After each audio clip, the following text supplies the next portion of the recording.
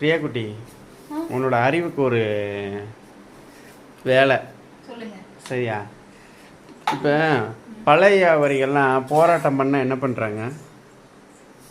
பழத்தை கொட்டி போராட்டம் பண்ணுவாங்க. என்ன பழம் விற்கிறாங்களோ அந்த பழத்தை கொட்டி போராட்டம் பண்ணுவாங்க. பால் வியாபாரிகள் பால் கிலோ ஊற்றி பண்ணுவாங்க.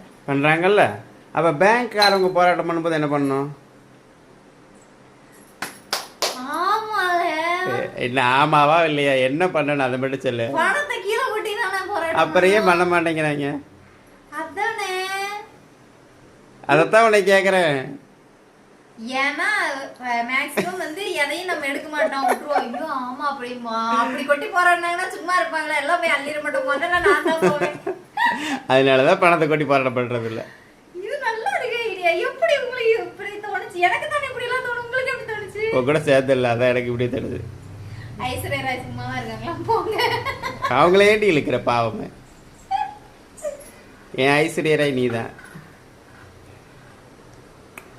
லவ் யூ பொண்டாட்டி.